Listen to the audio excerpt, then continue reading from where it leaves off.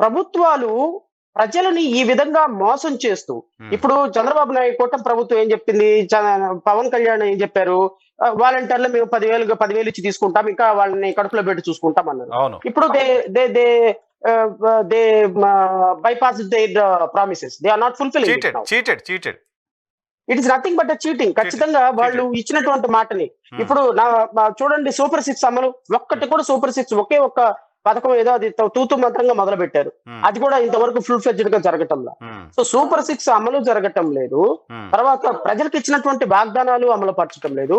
నిత్యావసర వస్తువుల ధరలు వైఎస్ఆర్ కాంగ్రెస్ పార్టీ అది అసలు ఆకాశానికి అంటుతున్నాయి. ఈ రోజు కరెంట్ ఛార్జెస్ పెంచారు. లా అండ్ ఆర్డర్ కంప్లీట్ గా లాలెస్ స్టేట్ అయిపోయింది. రాష్ట్రంలో ఒక పరిశ్రమ వచ్చిన పరిస్థితి కనపరచడంలా కేవలం పేపర్లతోటి పరిశ్రమలను చూపించి అమరావతిని గ్రాఫిక్స్ ను చూపించే కార్యక్రమం మళ్ళీ మొదలైంది. సో ఎక్కడికక్కడ భూమి ఇసుక మద్యాన్ని దోచుకునే కార్యక్రమం మొదలైంది. ప్రతి దానికి యూనివర్సిటీ వైస్ ఛాన్సలర్ ఒక ట్యాగ్ 10 కోట్లు, యూనివర్సిటీ రిజిస్ట్రార్ 5 కోట్లు ఒక ట్యాగ్, ఇదిగో పలానా నామినేట్ పోస్టు 10 కోట్లు 20 కోట్లు. అంటే గవర్నమెంట్ నామినేట్ పోస్టులు అయిన వైస్ ఛాన్సలర్లు, రిజిస్ట్రార్లు, రెక్టార్లు, లేకపోతే ఇంకో చోట హైర్ సెక్రటరీ, ప్రిన్సిపల్ సెక్రటరీ లాంటి డబ్బులు వచ్చే పోస్టులకి మొత్తానికి మా గౌరవనీయులైనటువంటి మంత్రి గారు నారా లోకేష్ గారు ట్యాగ్ వేసి కూర్చున్నారు. మీ అలిగేషన్ అది ఆధారాలు ఉన్నాయా? నరసింహరావు గారు, ఇప్పుడు ప్రతి దానికి ఆధారాలు సమర్పించాలి అంటే జగన్మోహన్ రెడ్డి దోచుకున్న 6 లక్షల కోట్లకి ఆధారాలు లేవు. చంద్రబాబు నాయుడు 2 ఎకరాల నుంచి 2 లక్షల కోట్లకు వచ్చిన దానికి అనటానికి ఆధారాలు లేవు. లేకపోతే 30,000 మంది అమ్మాయిలు మిస్ అయ్యారని అని అనటానికి పవన్ కళ్యాణ్ దగ్గర ఆధారాలు లేవు. కేవలం శ్రవణ్ కుమార్ గారు, నరసింహరావు గారు డిబేట్కి వచ్చారు కాబట్టి నన్ను ఒక్కడే మీరు ఆధారాలు అడుగుతారు. ఇంకా వాళ్ళ ఆధారాలు అడగగలుగుతారు మీరు? అడిగాంగా పవన్ కళ్యాణ్ గారు, మీరు నేనే కలిసి అడిగాంగా చాలాసార్లు. రైట్, మన ఇద్దరం అడగదు. ఎప్పుడైనా పవన్ కళ్యాణ్ గారిని కలిసినప్పుడు కూడా అడగండి. మీకు ఏదైనా సందర్భంలో ఇంటర్వ్యూ చేసే అవకాశం ఇస్తే మీరు 30,000 మంది అమ్మాయిలు మిస్ అయ్యారు అన్నారు కదా, మీ దగ్గర ఆధారాలు ఏంటని అడగండి. నేను ఆధారాలు అంటే మాట్లాడేటువంటి మాట బేస్లెస్ గా అయితే మాత్రం మాట్లాడటం. ఎందుకు అంటే నేను కొన్ని సందర్భాల్లో నాకు చెప్పినటువంటి వ్యక్తుల్ని, అరే వైస్ ఛాన్సలర్లు పర్సనల్ గా they met me and they spoke with me. ఎవరైతే వైస్ ఛాన్సలర్లు ఎవరినైతే ఆంధ్రప్రదేశ్ రాష్ట్రంలో ఉన్న 17 యూనివర్సిటీస్ లో వైస్ ఛాన్సలర్ ని ఓవర్ నైట్ రిజిగ్నేషన్ చేపించేశారు. గవర్నర్ ఆర్డర్ ఉన్నప్పటికీ మీరు ఎంక్వైరీ చేయండి. ఎందుకు ఒక వైస్ ఛాన్సలర్ ఏం చెప్పారు తెలుసు నాకు? ఒక vice chancellor they reluctant to put their resignation. ఎందుకు పెట్టాలండి? నాకు గవర్నర్ ఆర్డర్ ఉంది కదా, గవర్నర్ కదా మమ్మల్ని అపాయింట్ చేసింది, మీరు ఎట్లా మమ్మల్ని చేస్తారు? The pleasure of the government we hold the office అండి అని చెప్పినప్పుడు వాళ్ళ ఇంట్లో వాళ్ళ అమ్మాయిలతో అబ్యూజివ్ కామెంట్స్ పాస్ చేసి వాళ్ళ ఇంట్లోకి వచ్చి వాళ్ళ ఇంటి మీద రాళ్ల దాడి చేసి తలవారు రిజిగ్నేషన్ చేయించారు. దిస్ ఈస్ వాట్ కూటమి ప్రభుత్వం ఇస్ డూయింగ్ నౌ. దీనికి ఆధారం అంటే నేనేం తీసుకురాగలుగుతాను? మన మనస్సాక్షి మనకు ఆధారం. ఇది 17 మంది రిజిగ్నేషన్ ఎందుకు చేశారు చెప్పమనండి కూటమి ప్రభుత్వాన్ని. చెప్పమనండి సార్. నేను చెప్పింది తప్ప అయితే నేను అడుగుతున్నా, కూటమి ప్రభుత్వం 17 మంది వీసీలని మొత్తం రిజిస్ట్రార్స్ ని, రెక్టార్స్ ని ఒక్క సెట్ గా ఎందుకు రిజిగ్నేషన్ చేయించారు? ఎందుకు రిజిగ్నేషన్ చేయాల్సి వచ్చింది? వాళ్ళు రావు కదా. పర్సనల్ రీజన్స్ ఉంటే ఒకళ్ళు ఇద్దరు చేస్తారు. Then why all people are put their resignation? It is organised crime. Nara Lokesh, Chandrababu Naidu, ఇప్పుడు పవన్ కళ్యాణ్ ఉన్నారండి. నేను ఒక్కడే మాట అడుగుతున్నా, ఇదే సందర్భం కాకపోయినా నేను అడుగుతున్నాను. ఎందుకంటే చెప్పేది ఒకటి, చేసేది ఒకటి. నాకు తెలిసి భారతదేశంలో 2 లక్షల పుస్తకాలు చదివినటువంటి ఏకైక వ్యక్తి కేసీఆర్ తర్వాత మన పవన్ కళ్యాణే, మా డిప్యూటీ సీఎం గారు.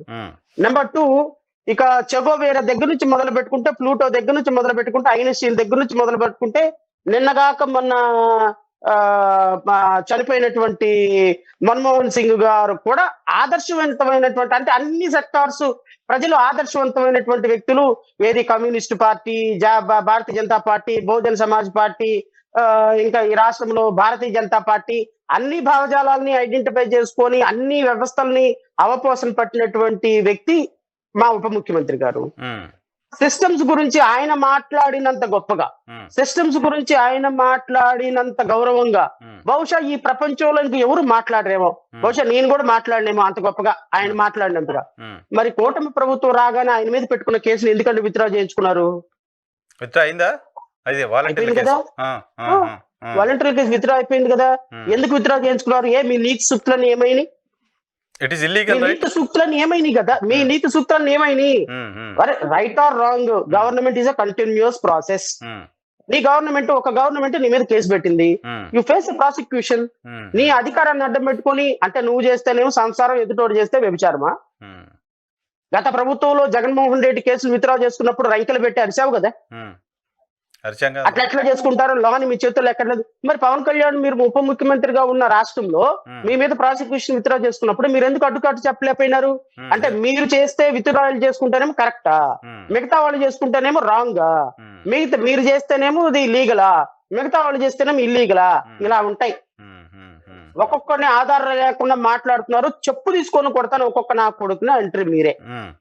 మరి 30,000 మంది, 3,000 మంది అమ్మాయిలు మిస్ అయితే 30,000 మంది అమ్మాయిలు మిస్ అయ్యారని దానికి ఆధారం లేకుండా మీరు చేస్తే మిమ్మల్ని ఏ చెప్పుతో కొట్టాలండి? అంటే నేను అనేది, వీళ్ళు చేసే పని ఒకటి, చెప్పే మాట ఒకటి, చేసే పని ఒకటి. ఓటమి ప్రభుత్వం ఓవరాల్ గా వాళ్ళు ఇచ్చిన ప్రామిసెస్ నిలబెట్టుకోలేకపోయినారు నరసింహరావు గారు. ప్రజల యొక్క జీవన ప్రమాణాలను పెంచడంలో పూర్తిగా ఫెయిల్ అయిపోయింది. రాష్ట్రంలో లా అండ్ ఆర్డర్ ని అట్టడుగుపోయింది. లా అండ్ ఆర్డర్ అంటే మీరు చూస్తే ఏ రోజు చూసినా మహిళల మీద అత్యాచారాలు, చిన్న పిల్లల్ని కాల్చి చంపేయటాలు, ఎస్సీ ఎస్టీల మీద దాడులు, ఎస్సీ ఎస్టీల మీద మారణ హోమాలు, ఇలా everyday unreported incidents, 1000 of incidents జరుగుతున్నాయి ఆంధ్రప్రదేశ్ రాష్ట్రంలో.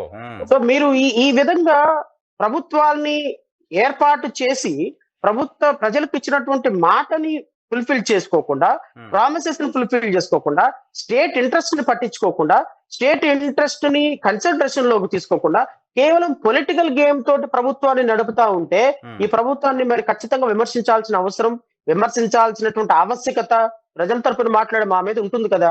బాధ్యత కూడా. సో ఖచ్చితంగా నేనైతే విద్యుత్ ఛార్జీలు పెంచడంలో తెలుగుదేశం కూటమి ప్రభుత్వం ఖచ్చితంగా ఒక రోజుకి పనిష్మెంట్ అనుభవించి తీరుతుంది. నేను కట్టే ప్రతి రూపాయికి ఒక రోజున జగన్మోహన్ రెడ్డి ఏ విధమైనటువంటి శిక్ష అనుభవించారో ఈ ప్రభుత్వం కూడా అలాంటి శిక్ష అనుభవిస్తుంది. ఎవ్రీడే సూపర్ 6 ఏదైతే డిలే అవుతుందో, డిలే అయ్యే ప్రతి క్షణానికి, ప్రతి మాటకి, ప్రతి దే విల్ కాస్ట్ పే.